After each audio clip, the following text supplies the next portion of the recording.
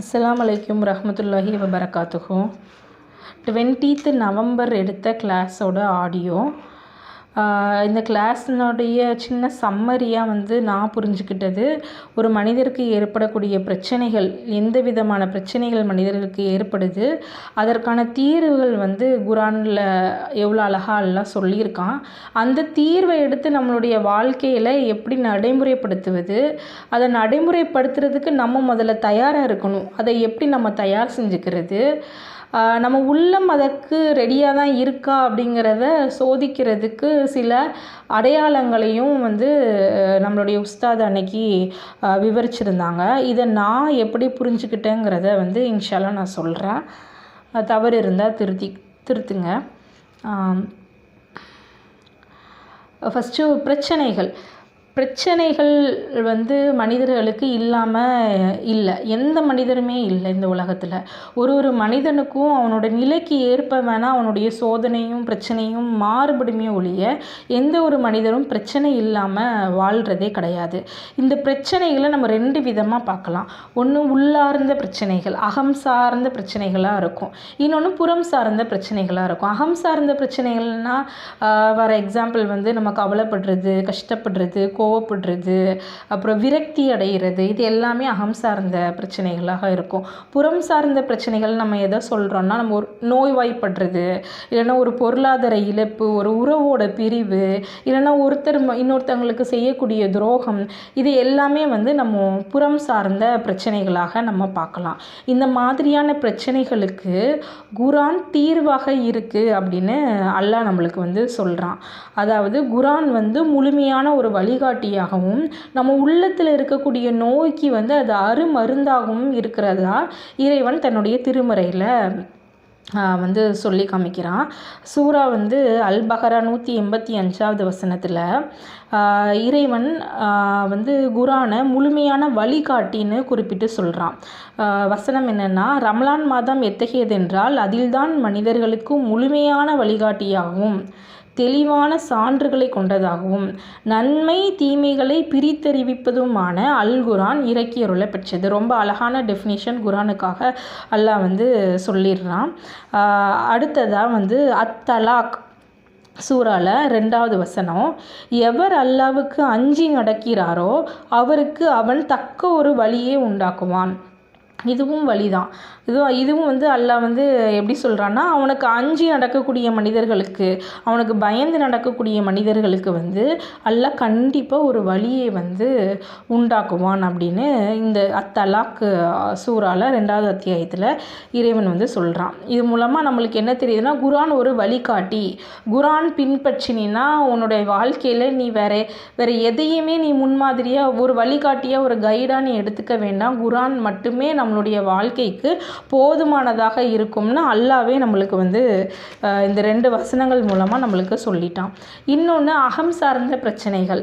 அந்த அகம் சார்ந்த பிரச்சனைகள் பிரச்சனைகள் அல்லாஹ் எப்படி சொல்கிறான்னா, இதயங்களில் உள்ள நோயின்னு சொல்கிறான். அந்த இதயங்களில் உள்ள நோய்க்கும் அருமருந்து இந்த குரான் தான் அப்படிங்கிறத அல்லாஹ் சூரா யூனுஸில் 57வது வசனத்தில் சொல்லி காமிக்கிறான். வசனம், மனிதர்களே, உங்கள் இறைவனிடம் இருந்து உங்களுக்கு நிச்சயமாக ஒரு நல்லுபதேசம் வந்துள்ளது.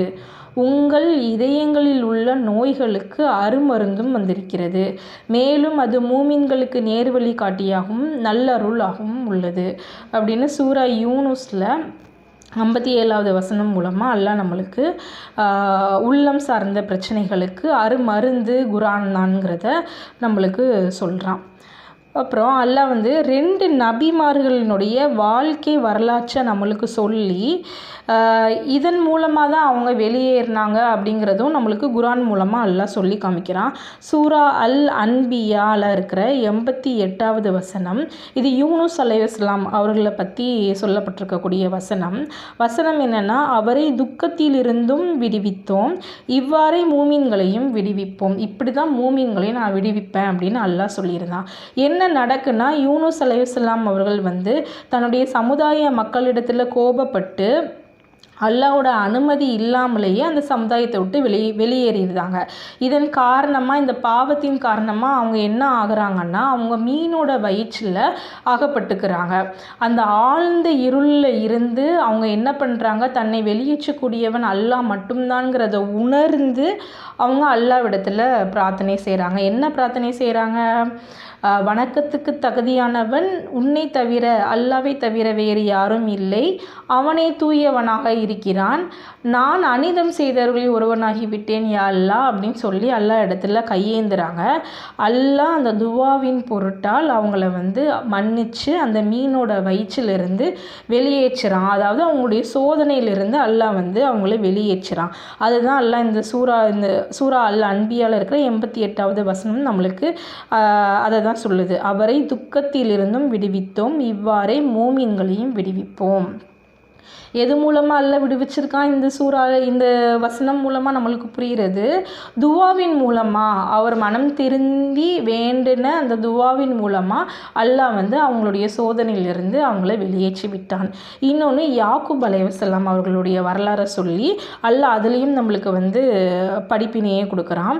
யாக்கூப் அலைஹிஸ்ஸலாம் அவர்கள் என்ன தன்னுடைய மகனான யூசுஃப் அலைஹிஸ்ஸலாம் அவர்களை பிரிந்தாங்க. அப்படி தானே? அவங்களுடைய மகன்களுடைய செயல்பாட்டினால அவங்க வேணும்னே அவங்கள கொண்டு போய் கிணற்றில் தள்ளி விட்டாங்க. பிரிவு ஏற்பட்டது இல்லையா? அதை அல்லாஹ் சூரா யூசுஃபில் 86வது வசனத்தில் சொல்லி காமிக்கிறான். என்னுடைய சஞ்சலத்தையும் கவலையும் அல்லாவிடமே முறையிடுகின்றேன். அல்லாவிடமிருந்து நீங்கள் அறியாதவற்றை நான் அறிவேன் அப்படின்னு 86வது வசனத்துலேயும் 87வது வசனத்தில் யாக்கூப் அலைஹிஸ்ஸலாம் தன்னுடைய மகன்களுக்கு அறிவுறுத்துகிற ஒரு செய்தியை அல்லாஹ் பதிவு செய்கிறான். அல்லாவின் அருளை பற்றி நம்பிக்கை இழக்காதீர்கள், ஏனென்றால் நிச்சயமாக காஃபிர்களின் கூட்டத்தாரை தவிர வேறு யாரும் நம்பிக்கை இழக்க மாட்டார்கள் அப்படின்னு யாக்கூப் அலைஹிஸ்ஸலாம் சொன்னதா அல்லாஹ் குர்ஆனில் நம்மளுக்கு சொல்லி காமிக்கிறான். இது மூலமாக நம்மளுக்கு என்ன புரிய வருது? யாக்கூப் அலைஹிஸ்ஸலாமுடைய மகன் யூசுஃப் அலைஹிஸ்ஸலாம் மீது பொறாமை கொண்டு அவங்களுடைய சகோதரர்கள் அவங்கள கிணற்றில் தூக்கி போடுறாங்க. இதன் மூலமாக அவங்களுக்கும் யூசுஃப் அலைஹிஸ்ஸலாம் அவர்களுக்கும் யாக்கூப் அலைஹிஸ்ஸலாம் அவர்களுக்கும் ஒரு பெரிய பிரிவு உண்டாகுது. சின்ன குழந்தையாக தூக்கி எறியப்பட்ட யூசுஃப் அலைஹிஸ்ஸலாமை யாக்கூப் அலைஹிஸ்ஸலாம் எப்போ பார்க்காங்கன்னா ஒரு பெரும் வாலிபராக, ஒரு அதிகாரம் பெற்ற ஒரு நபராக வளர்ந்து நிற்கிற வரைக்கும் அவங்க பார்த்துக்கல. அவங்க மகனை பிரிஞ்சு தான் இருந்தாங்க. அந்த ஒரு கவலையும் கூட யாக்கூப் அலைஹிஸ்ஸலாம் என்ன பண்ணாங்க? அல்லாட்ட மட்டும்தான் முறையிட்டாங்க, வேறு யார்கிட்டையும் முறையிடலை. இன்னும் தன்னுடைய மகன்களுக்கு அவங்க என்ன சொல்கிறாங்க? அல்லாவுடைய அருளை பற்றி நீங்கள் நம்பிக்கை இழக்காதீங்கன்னு சொல்கிறாங்க. இதன் மூலமாக நம்ம என்ன புரிஞ்சுக்கலாம்? யாக்கூப் அலைஹிஸ்ஸலாம் அவர்களுடைய அசைக்க முடியாத நம்பிக்கையை, இறைவன் மீது அவங்க வச்ச நம்பிக்கையை நம்ம இங்கே ஆழமாக புரிஞ்சுக்கலாம். அத்தனை வருட காலங்களாக தன்னுடைய மகனை அவங்க பிரிஞ்சிருந்தாங்க. ஆனாலும் அல்லாஹ்வுடைய அருளில் அவங்க நம்பிக்கையை இழக்கலை. அவங்களுடைய கஷ்டத்தையும் கவலையும் வேறு யார்கிட்டையும் அவங்க சொல்லி புலம்பல, அல்லாஹ் கிட்ட மட்டும்தான் அவங்க வெளிப்படுத்தி கொண்டு இருந்தாங்க. இதன் காரணமாக அல்லாஹ் என்ன பண்ண, அவங்க மீது கொண்ட அல்லாஹ்வின் மீது கொண்ட நம்பிக்கையின் காரணமாக அல்லாஹ் என்ன செய்கிறான்? யாக்கூப் அலைஹிஸ்ஸலாம் அவர்களையும் யூசுஃப் அலைஹிஸ்ஸலாம் அவர்களையும் கடைசியில் ஒன்றிணைத்து வைக்கிறான்.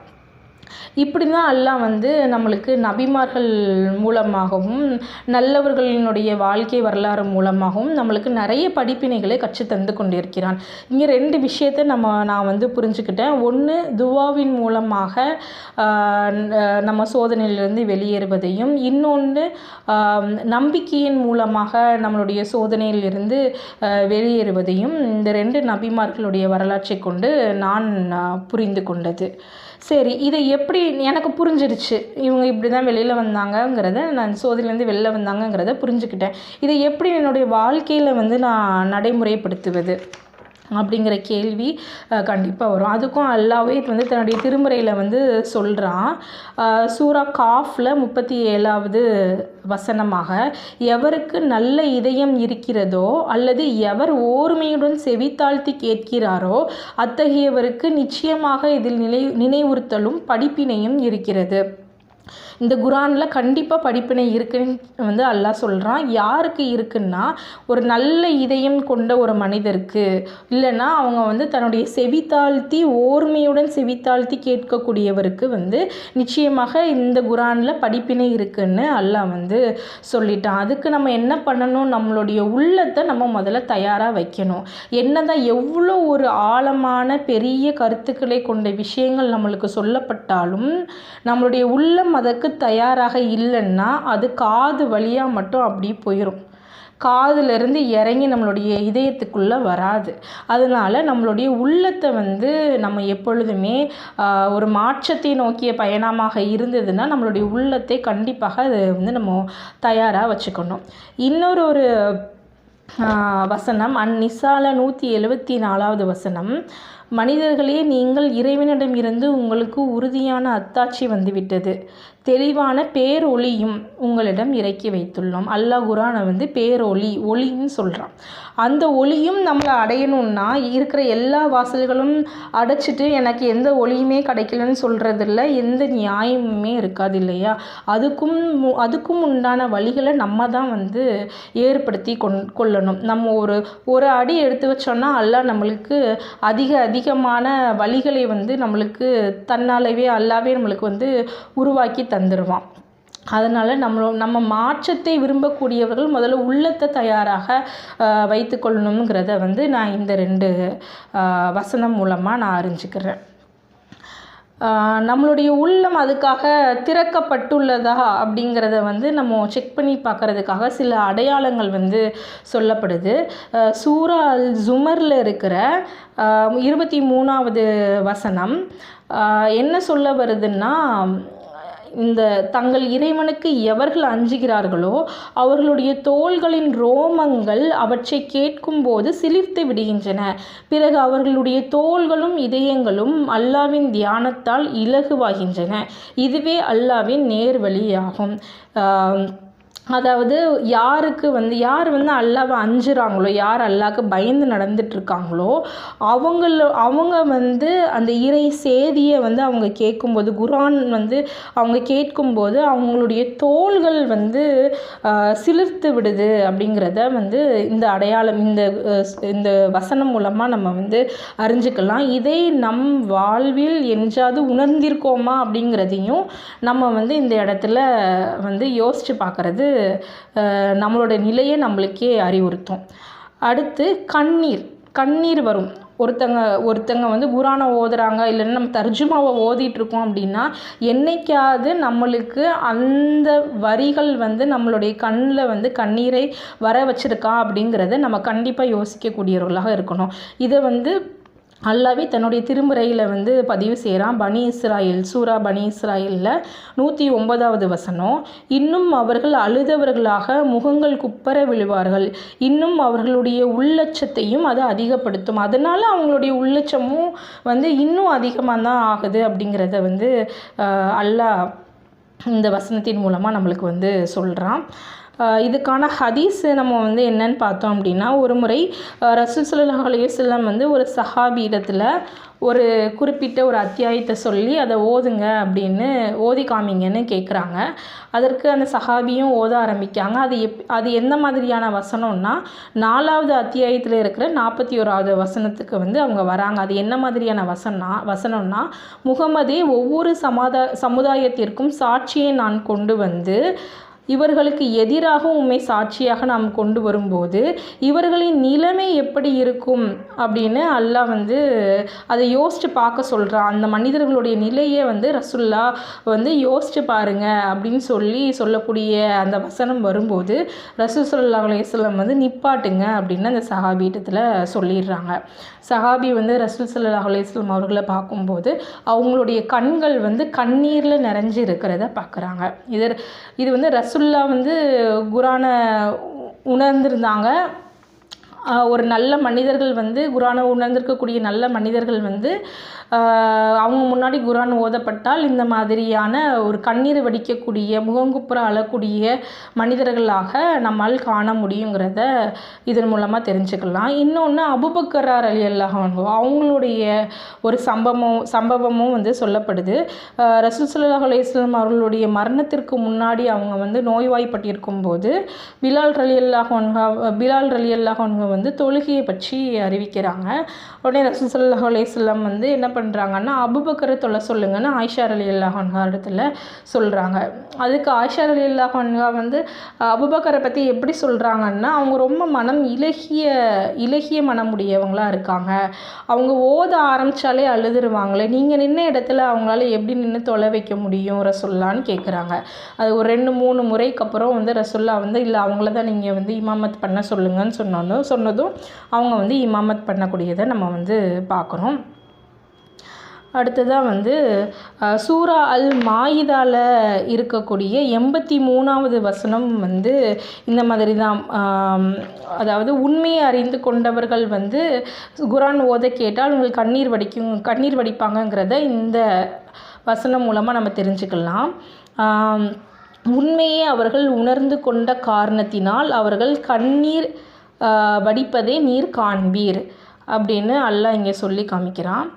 இது யாரை சொல்லி காமிக்கிறான்னா வேதம் வழங்கப்பட்டவர்களில் சில நல்லவர்கள் இருப்பாங்க இல்லையா, அவங்க வந்து இந்த குர்ஆன் ஓதுறத அவங்க செவியேச்சாங்க அப்படின்னா, உண்மையை வந்து அவங்க வந்து அறிஞ்சிட்டாங்கன்னா அதன் மூலயமா அவங்களுடைய கண்கள் வந்து கண்ணீர் வடிக்க ஆரம்பித்து விடும் அப்படின்னு இறைவன் சொல்கிறத நம்ம வந்து இந்த வசனம் மூலமாக நம்ம பார்க்கலாம்.